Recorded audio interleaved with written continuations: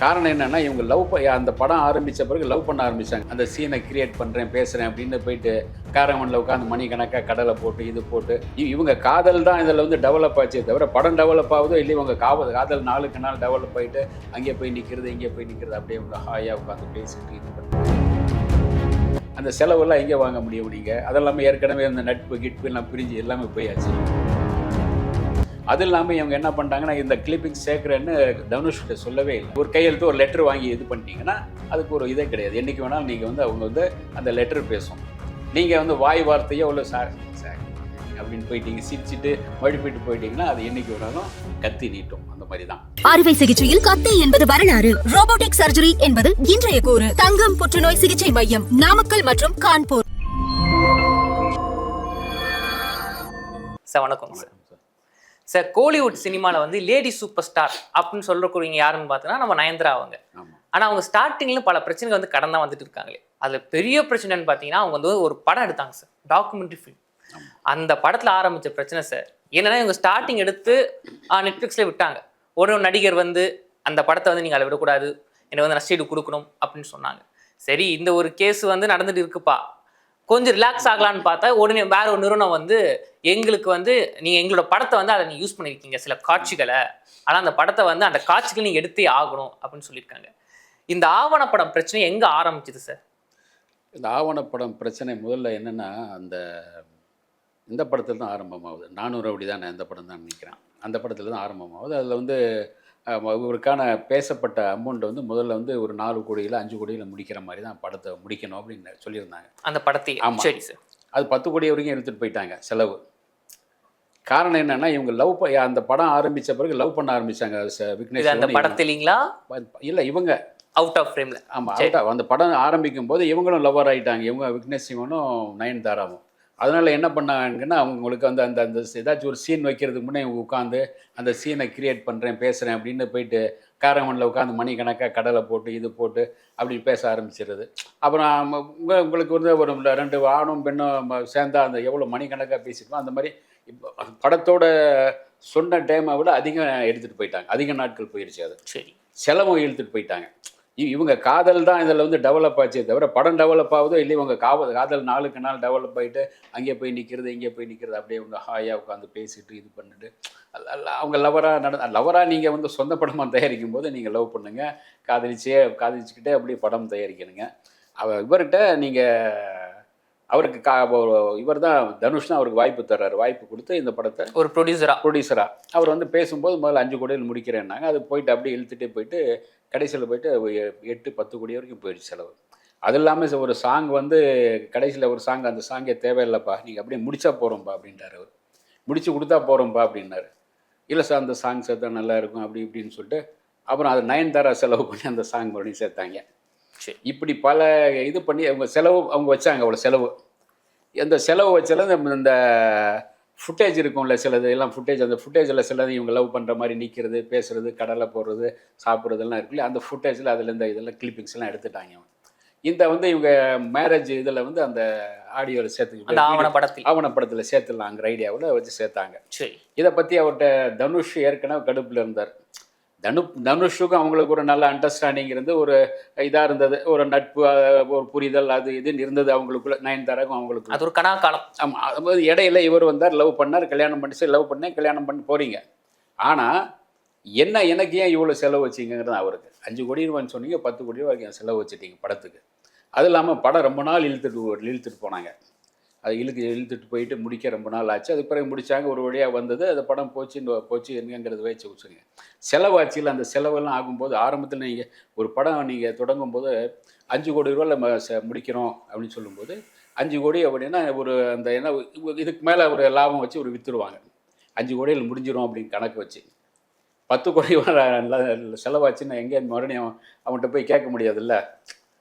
அதாவது ஒரு உதாரணமாக, பழைய உதாரணம் ஒன்று சொல்கிறேன். ஜெனோவான்னு ஒரு படம். அந்த படத்தில் எம்ஜிஆருக்கு வந்து பேசின சம்பளம் ஒரு 10,000 ரூபா என்னமோ பேசினாங்க. இது பண்ணியாச்சு, படம் வந்து போச்சு. அது பார்த்தா இடையில வந்து ஃபைனான்ஸ் ப்ராப்ளத்தை 3 மாதம் நின்றுருச்சு. 3 மாதம் நின்று மறுபடியும் வந்து ஷூட்டிங் ஆரம்பிக்கணும்னு சொல்லும்போது எம்ஜிஆர் கொஞ்சம் பிஸி ஆகிட்டார். அப்படியே சம்பளமும் 25,000 ரூபா ஆயிடுச்சு. 25,000 50,000 அப்படின்னு ஏறிக்கிட்டு இருக்கு, 1 லட்சம் கிட்ட ஏறிட்டு இருக்கு சம்பளம். அந்த நேரத்தில் வந்து அவங்க அண்ணன்கிட்ட வந்து கேட்குறாங்க, ப்ரொடியூசர் இந்த மாதிரி சார் தொடங்கலாம். இப்போ தொடங்கலாம், இத்தனை ஒரு வாரம் ஷூட்டிங்கா, நீங்கள் 25,000 கொடுத்துருங்க வேணா தொடங்கலாம். இல்லை சார் நாங்கள் வந்து விலை நம்ம வந்து இப்போ போட்ட முதலீடு இவ்வளோ போட்டோமோ அதுக்கு விற்பனை பண்ணிட்டோம், இனிமேல் நம்ம காசு கொடுத்தோம்னா எங்களுக்கு நஷ்டம், எங்கள் கை காசு தான் கொடுக்கணும். வியாபாரம் பண்ணதுனால அந்த மறுபடியும் போய் இவ்வளோ செலவாச்சு எக்ஸ்ட்ரா கொடுங்கன்னு சொல்ல முடியாது அப்படின்னு சொன்னாங்களாம். அவர் இல்லை அது அப்படின்னா 25,000 கொடுக்கும். அப்புறம் எம்ஜிஆர் கூப்பிட்டு சரி பாவம் கொடுங்க, வேண்டாம் சம்பளம் வேணாம், நான் நடித்து தரேன் போங்க அப்படின்னாராம். இதுதான், அதாவது நீங்கள் ஒரு ஒரு ப்ராடக்ட்டு இவ்வளோன்னு பேசுகிறீங்க, 10,000 50,000 பேசுகிறீங்க, அதுக்கு வந்து பிஸ்னஸ் பண்ணும்போது நீங்கள் 15,000 விற்றுருப்பீங்க.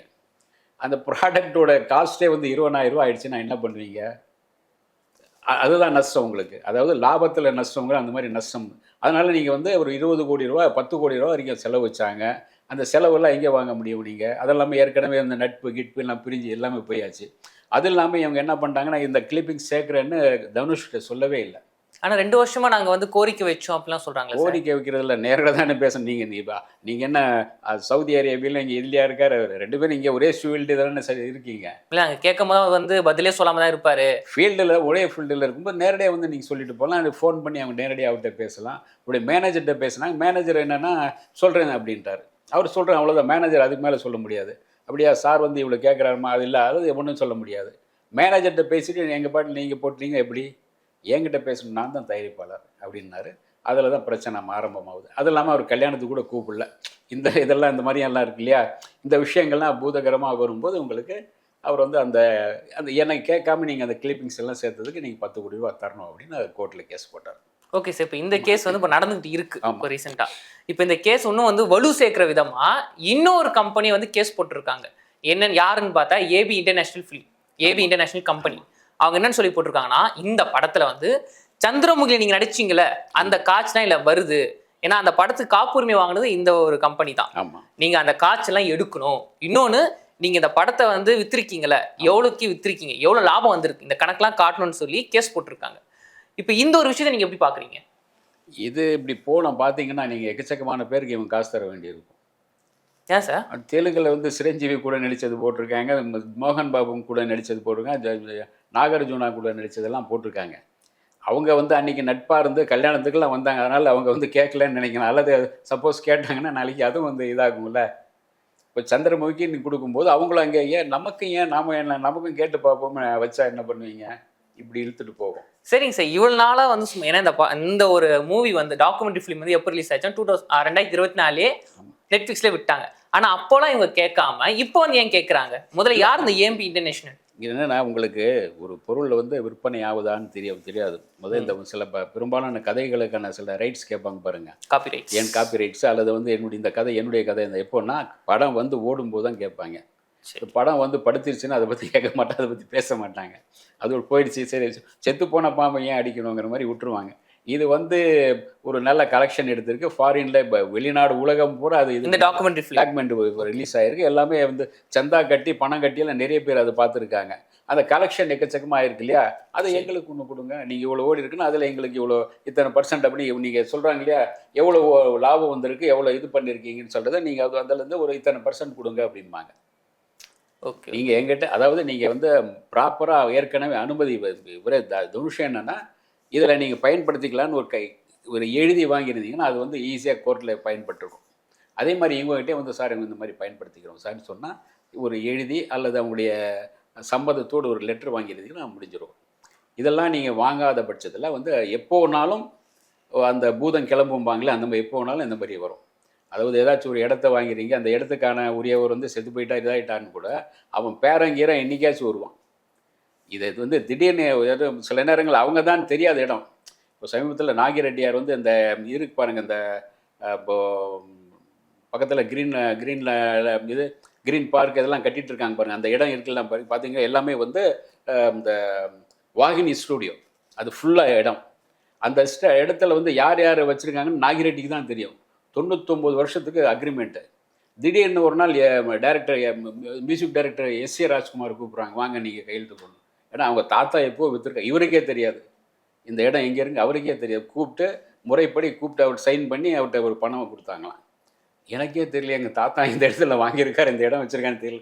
அந்த மாதிரி என்னைக்கு வேணாலும் இந்த பூதம் கிளம்பும். அந்த மாதிரி தான் நீங்கள் வந்து ப்ராப்பராக அவங்கக்கிட்ட அனுமதி வாங்கி ஒரு கையெழுத்து ஒரு லெட்ரு வாங்கி இது பண்ணிட்டீங்கன்னா அதுக்கு ஒரு இதே கிடையாது. என்றைக்கு வேணாலும் நீங்கள் வந்து அவங்க வந்து அந்த லெட்ரு பேசும். நீங்கள் வந்து வாய் வார்த்தையோ இல்லை சார் அப்படின்னு போயிட்டீங்க, சிரிச்சுட்டு மழுப்பிட்டு போயிட்டீங்கன்னா அது என்றைக்கு வேணாலும் கத்தி நீட்டும். அந்த மாதிரி தான். ஓகே சார், யார் சார் இந்த ஏவி இன்டர்நேஷனல் கம்பெனி? ஐங்கரன் கம்பெனியோட இதுதான் சார். அது ஃபாரினில் தான். இப்போ ஃபாரினில் தான் பெரும்பாலும் இந்த ரைட் செட் பெரும்பாலும் வாங்குவாங்க. லைக்கா இப்படி படங்களை குவிச்சது அந்த மாதிரி ஒவ்வொருத்தர் வாங்குவோம். அதே மாதிரி இப்போ ராஜ் டிவி பார்த்தீங்கன்னா எக்கச்சக்கமான படம் அவங்க வாங்கி வச்சுருப்பாங்க. அந்தந்த காலகட்டங்களை வாங்கி வச்சுருப்பாங்க. இல்லை ஒரு காலத்தில் என்னைக்காச்சும் அது பேசும்போது அதுக்கான ரைட்ஸ் கேட்டுருவாங்க. உங்களை அறியாமலே பழைய படம் யார் பார்க்க போகிறான்னு நீங்கள் ஒரு பிட் எடுத்து போட்டிங்கன்னா அதுக்கு உடனே அந்த ரைட்ஸ் கேட்டு யூடியூப்பாக இருந்தாலும் இதாவது சரி உடனே வந்துடும். குட் பை டாக்லிக்கு வந்து எல்லாத்துக்கும் வந்துடும். ஏன்னா உங்களுக்கு இதுதான் அவங்க வந்து யார் எப்போ பண்ணுறாங்கன்னு இப்போ சும்மா இருப்பாங்க சார். நல்லா போயிட்டுருக்காங்க, ஃப்ளோவாக போயிட்டுருக்கு, நல்லா சம்பாதிக்கிறாங்க, இந்த அம்மாவும் நல்ல பீக்கில் இருக்குது, இப்போ 12 கோடி ரூபா சம்பளம் வாங்குது, சரி ஓகே கல்லல்ல அடி ஏதாச்சும் ஒரு மாங்காய் விழட்டும் கல்லையாவது விழட்டும் அப்படிம்பாங்களே. அந்த மாதிரி ஒரு இதுதான். இப்போ அடுத்து இதை பார்த்து தெலுங்கில் இருக்கிற மலையாள படமும் இப்போ பயன்படுத்தியிருக்காங்க, மலையாளத்தில் நடித்த படங்களும் சில பயன்படுத்தியிருக்காங்க. இதெல்லாமே வந்து அவங்க கேட்க ஆரம்பித்தாங்கன்னா இன்னும் கொஞ்சம் நெக்லிஸ் அவ்வளோதான், கொஞ்சம் நக்கிட்டு தான் போகணும். அது லிஸ்ட்டு பெருசாக போகுதுங்க அந்த மாதிரி போகும். ஆமாம், ஏன்னா இவங்க பண்ண தப்பு தான். அவங்க நெக்ஸ்ட் அவங்க சொல்கிறாரு, அவங்க வந்து நாங்கள் பண்ணி தரோம் இவங்க சொல்லிட்டாங்க, அவர் தான் டைரக்டருங்கிறனால அவங்களும் கொடுத்துட்டாங்க. இவங்க தான் அதை எல்லாமே முறைப்படி கேட்டிருக்கணும். அவங்க என்ன பண்ணுவாங்க, எனக்கு தெரியாது சம்மந்தம் இல்லை அந்த மாட்டை கேளுங்க அப்படிம்பாங்க. நாங்கள் வாங்கியிருக்கோம் அவ்வளோதான் சொல்லும்போது அந்த இடத்துல மறுபடியும் இடிக்கும். ஓகே சார், இப்போ ஏபி இன்டர்நேஷனல் கம்பெனி வந்து இப்போ கேள்வி கேட்டாங்க என்னென்னு, எங்களோட படத்தில் அதாவது நாங்கள் காப்புரிமை வாங்கின படத்தோட காட்சி யூஸ் பண்ணியிருக்கீங்க, அதான் நீங்கள் வந்து அதை நிறுத்தணும் அப்படின்னு. அது இவங்களா கேட்டாங்களா இல்லை வேற யாராவது தூண்டுதலின் பேரில் நயன்தாராவோட வளர்ச்சியை வந்து நாங்கள் தடுக்கணும் அப்படின்னுக்காக கேட்டாங்களா? அது கேள்வி வருது இல்லை சார்? இல்லை, அப்படி கேட்டுக்க வாய்ப்பு இல்லை. நான் வந்து இன்னொரு சமயத்தில் அந்த நெட்ஃப்ளிக்ஸ் உங்களுக்கு அவங்க ஃபாரினில் நிறைய அங்கே வெளிநாட்டில் தான் இருக்காங்க, அதனுடைய வரவேற்பு பார்த்துருப்பாங்க, அதோட பிஸ்னஸ் பார்த்துருப்பாங்க, நிறைய சம்பாதிச்சிருக்காங்க, எங்கள் சீனெல்லாம் போட்டிருக்காங்களே, சரி இது பண்ண நமக்கு கலெக்ட் பண்ணுவோம், நமக்கு வட்டி குட்டி போடணும் இல்லையா, அதை எக்ஸ்ட்ரா அதை கேட்டு வாங்குவோம் அப்படின்னு ஒரு கேஸ் போடும்போது இதாகும். அந்த மாதிரி மக்கள் எப்படி பாங்க, இல்லை தனுஷ் தான் வந்து பின்னாடி பின்புலமாக இருந்திருப்பாரு தனுஷ் எல்லாம் அப்படின்னு சொல்கிறாங்க. பெண்கள் விஷயத்தில் மாற்ற மாதிரி எதையும் விட்டுட்டாங்கன்னு நினைக்கிறேன். தனுஷ் அதை வந்து சொல்ல வாய்ப்பு இல்லை, ஆனால் வந்து சொன்னாலும் இது கிடையாது, சொல்லியிருக்கலாம். ஏன்னா அவருக்கு வந்து அவர் பெரிய பரந்த மனசு உள்ளவர்னு சொல்ல முடியாது. பெண்கள் விஷயத்தில் கொஞ்சம் பரந்த மனசோடு இருப்பார், நடந்துக்குவார்னு வேற. இந்த மாதிரி விஷயங்களில் வந்து அவர் கொஞ்சம் பரந்த மனசோடு இருக்க மாட்டார். அவருடைய மேனேஜர் மூலமாக கிளப்பி விட்டுருவாங்க. மேனேஜர் மூலமாக பேசுகிறது, நீங்கள் டைரெக்டாக பேச மாட்டீங்க. இப்படி தான் ஒரு இப்போ சமயத்தில் கூட இது ஓடிட்டு இருக்குல்ல, சிம்புக்காக ஒரு படம், இவர் வெற்றிமாறன் ஒரு வட சென்னைன்னு ஒரு படம், அது வேற ஒரு ஜானரில் பண்ணுறாரு. முதல்ல வெற்றிமாறன் வந்து இவர்கிட்ட தனுஷ்கிட்ட கேட்கும்போது ஓகே பண்ணலாமே, அவர் பண்ணட்டும் நல்லா இருக்கும், கலர் வேறு கலர் வரும் அப்படி வாழ்த்துக்கள் அப்படின்னு சொல்லிட்டார். கட் பண்ணால் மறுநாள் வந்து அவருடைய தனுஷுடைய மேனேஜர் ஃபோன் பண்ணுறாரு, சார் நீங்கள் எந்த மாதிரி எடுக்கணும்னா நீங்கள் 25 கோடி ரூபா எங்களுக்கு தரணும். தனுஷ் அங்கே நல்லவன் மாதிரி வெற்றிமாறன்ட்டே வந்து பாராட்டி சொல்கிறாரு, நல்ல விஷயந்தான் சார், பண்ணுங்கள் சார், ஹாப்பியாக இருக்கேன் அப்படி இப்படின்றாரு. அதே தனுஷ் மறுநாள் அவருடைய மேனேஜர் மூலமாக இவர்கிட்ட யார் டைரக்டர்கிட்ட 25 கோடி ரூபா தரணும். அது வந்து தனுஷ் எழுதின கதை கிடையாது, வட சென்னைங்கிறது அந்த வட சென்னை பிளாக்ல நடக்கிற ஒரு கதைகள். அவர் சொன்னார், இந்த கதைகள் வந்து வட சென்னையில் ஏற்கனவே நான் எழுதப்பட்ட வேறு கதை, உங்களுக்கான அவருக்கு சொன்ன கதை வேறு, நான் வேற ஒரு கதை எடுத்துகிட்ருக்கேன், அந்த கதைக்கு நான் எப்படி தரணும் உங்களுக்கு, ஏன் தரணும் உங்களுக்கு, என்ன ஞாபகத்தில் நீங்கள் பேசுகிறீங்க அப்படின்னு சொல்லிட்டு அவர் வச்சுட்டாருன்னு வைங்க. இந்த மாதிரி தான் அவர் தூண்டி விட்டுருக்கலாம். அவர் தனுஷை வந்து இப்போ நாளைக்கு தெலுங்கு நிறுவனங்களையும் கூப்பிடலாம், ஏன் நீங்கள் கேட்டு பாரியா 1 கோடி ரூபா வரும் இல்லை, சும்மா வருதில்ல, 2 சீன் வச்சாலும் சும்மா 1 கோடி ரூபா வருதில்ல, விடாதே அப்படின்னா போகலாம். மேனேஜர் மூலமாக கிளப்பி விடுறதான். சில இடங்களில் டைரெக்டாக இவங்க பேச மாட்டாங்க, மேனேஜர் மூலமாக அவர் ஃபோன் பண்ணி இவர் சொல்லி அவர் எங்களுக்கு இப்படி கிடைச்சிருக்கு, நீங்களும் பாருங்கள், ஓகே அவரும் பாருங்கள் அப்படின்னு அப்படி கிளப்பி விடுறது. ஓகே சார், ஃபஸ்ட்டு இந்த டாக்குமெண்ட்ரி ஃபிலிமோட இஷ்யூ ஆரம்பித்து தனுஷ் அவர்களுக்கு இருந்தால், ஆமாம், அவர் என்ன சொன்னார், நானும் ரவுடி தான் படத்தோட ஃபுட்டேஜ் நீங்கள் யூஸ் பண்ணியிருக்கீங்க 3 செகண்ட், அந்த 3 செகண்ட் நீங்கள் யூஸ் பண்ணியிருக்கீங்க, 10 கோடி வேணும்னாரு. அடுத்தது வந்து ஏபி இன்டர்நேஷனல் கம்பெனி, எங்களோட படத்தை வந்து நீங்கள் யூஸ் பண்ணியிருக்கீங்க அப்படின்னு. மொத்தம் அங்கே எத்தனை, அதாவது எந்தெந்த படத்துலேருந்து சீன் எடுத்து போட்டிருக்காங்க, டியூரேஷன் எவ்வளோ சார், இதுக்கப்புறம் இந்த பிரச்சனை எங்கெல்லாம் போகும்? ஒரு முக்கியமாக சில லவ் சீன் வர இடங்கள் இருக்கு இல்லையா, இவங்க எந்தெந்த படத்தில் மீட் பண்ணாங்க, இவங்க லவ் சீன் வர இடங்கள் அதெல்லாம் பண்ணியிருக்காங்க.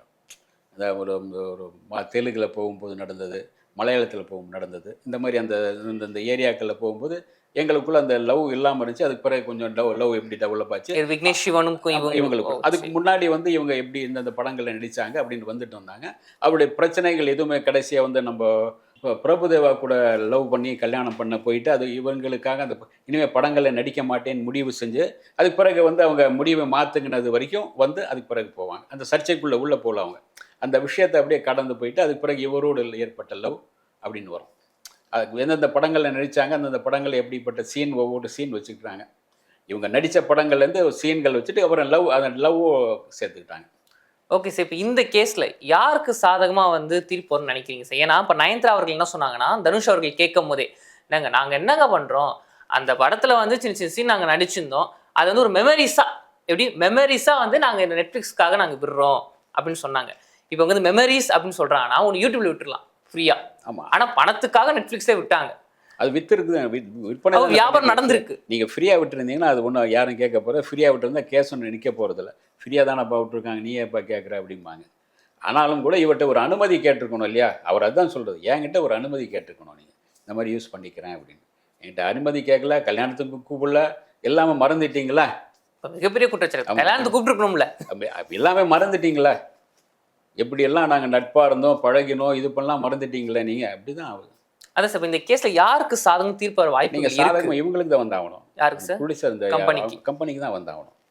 ஏன்னா அவங்க எதனாலங்க சார்? இல்லை, அவங்க நீங்கள் தானே அதுலேருந்து பயன்படுத்திருக்கீங்களா? எங்கே எதை பயன்படுத்திங்க, அதுக்கான செலவு இவ்வளோ ஆயிருக்குன்னு நீங்கள் சொல்லுவீங்க. நாங்கள் அது படத்துக்காக இவ்வளோ செலவு பண்ணியிருக்கோம், இது பண்ணியிருக்கோம்னு சொல்லுவீங்க. அதுக்கு நீங்கள் கொடுத்தாகணும், நஷ்டீடு கொடுத்தாகணும். உங்கள் பொருள் எடுத்து நீங்கள் பயன்படுத்தும் போது உங்ககிட்ட அதிகாரப்பூர்வமாக ஏதாச்சும் ஒரு ஒப்புதல் வாங்கியிருக்காங்களான்னு கேட்பாங்க. இல்லை அப்படின்னு சொல்லும்போது ஒரு நட்பு ரீதியாக நட்புக்காக வாங்கணும் அப்படின்னு சொன்னால் அது எப்படி நட்புக்காக ஆகும்? ஏதாச்சும் சொல்லுங்கள், இருங்க ஆதாரம் இருந்தால் காட்டுங்கன்னு சொல்லுவாங்க. அப்போ வந்து அவங்களுக்கு தான் சாதகமாக போகும். அப்படி தான் மாட்டும். ஆனால் இல்லை இன்னொரு விஷயமும் பார்க்கலாங்களா சார்? இப்போது நயன்தாரா அவங்க வந்து இப்போது லேடி சூப்பர் ஸ்டார் ஒரு உச்சத்தை தொட்டுட்டாங்க. இவங்க வளர்ந்துக்கிட்டே போகிறாங்க, இது வளரக்கூடாது, இவங்க வளர்ந்துட்டு நம்மள தானே வளர்ந்தாங்க, இவங்க இதுக்கப்புறம் அந்த நெக்ஸ்ட் லெவல் போகக்கூடாதுக்காக இது ஒரு இஷ்யூ ஆரம்பிச்சா இருக்கலாமா? அதெல்லாம் கிடையாது. இன்னும் 2-3 வருஷம் ஆயிடுச்சு, ஆயா அக்கா அவனு ஆகிட்டான், அக்காவா அண்ணியாக மாறிடுவாங்க. கல்யாணம் ஆன பிறகு அவங்க அண்ணியா அக்காவை மாறிட்டாங்க. சும்மா சில படங்கள் வந்து ஒரு அவங்க கேரக்டர் ஆர்டிஸ்டாக வேறு கொஞ்சம் பண்ணும்போது கொஞ்சம் வேறு பண்ணிகிட்டு இருக்காங்க, அவ்வளோதான். அது வந்து அவ்வளோ சீக்கிரம் போனால் நிற்காது. அது 2 குழந்தையோடு தான் சுற்றிட்டு இருக்காங்க. அப்போது வந்து நீங்கள் அப்போவே நீங்கள் அம்மாவாக ஆகிட்டீங்க. நீங்கள் இனிமேல் வந்து அதை ஃப்யூச்சரில் இப்படியே நீங்கள் வந்து லேடி சூப்பர் ஸ்டாராகவே இருக்க முடியாது, அது வேறு விஷயம். ஆனாலும் கூட அதுக்காகலாம் எல்லாம் தடை செய்ய முடியாது. அது சின்ன உள்ளுக்குள்ளே ஒரு உறுத்தலும் இருக்கும். நம்ம இப்படியெல்லாம் பழகியிருக்கோம், நம்மக்கிட்டே நீ இது பண்ணலை, நான் உன்னை விட்டுருவோம்னா அப்படிங்கிற ஒரு சின்ன வஞ்சன்ஸும் இருக்கும். அது இருக்க தான் செய்யும், அது தவிர்க்க முடியாது. அப்போ இது வளர்ச்சி பொறாமன்னு பார்க்க முடியாது, அவங்க உரிமைக்காக கேட்குறாங்க. உரிமைக்காக கேட்குறாங்க, அதை உள்ளுக்குள்ளே ஒரு உறுத்தலோடு கேட்குறாங்க, அவ்வளோதான். ஓகே சார், தொடர்ந்து பேசுவோம் சார். நன்றி. அறுவை சிகிச்சையில் கத்தை என்பது வரலாறு, ரோபோட்டிக் சர்ஜரி என்பது இன்றைய கூறு. தங்கம் புற்றுநோய் சிகிச்சை மையம், நாமக்கல் மற்றும் கான்பூர்.